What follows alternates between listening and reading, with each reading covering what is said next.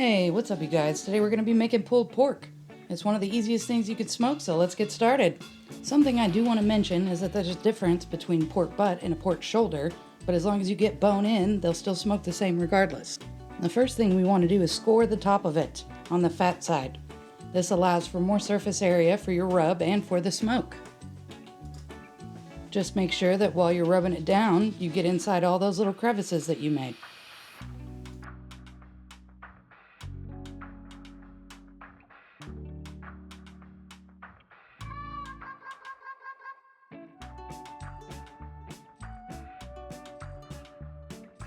I just decided to use Hardcore Carnivore Red today. I like it because it's kind of sweet and it's also a little smoky, so that works for me. Ideal placement for your meter probe would be in the thickest part of the meat but not touching the bone. I'm using peach wood today, but you can use any kind of wood that you prefer. I've done apple, I've done cherry, I've done mesquite, they're all pretty good. For pulled pork, I usually like to run it between 250 and 275.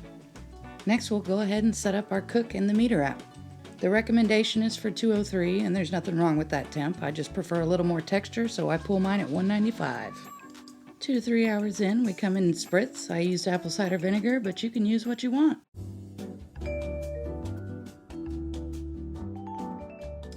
This is about 5.5 hours in, which is longer than I usually go for when I wrap. Generally, a good rule of thumb for wrapping is either whenever you achieve the look of the bark that you like, or if it hits a stall, wrapping it. As you can see, my professional wrapping skills in action. You should see me at Christmas. Once your wrapping masterpiece is completed, put it back on the grill to finish the cook.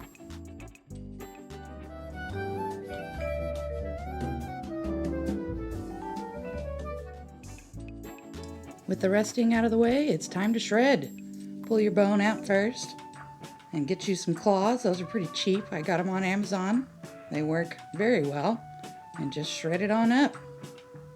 Normally I prefer my bark to be a little bit lighter, but to be honest, it wasn't bitter, it tasted good, it mixed well, so I was happy with it overall.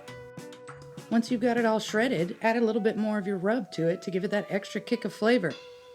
Mix it all up together again and you're done. Voila! Pulled pork. Good job. I really enjoyed making this video, and if you enjoyed it too, consider liking and subscribing. Thanks for watching, y'all, and happy cooking.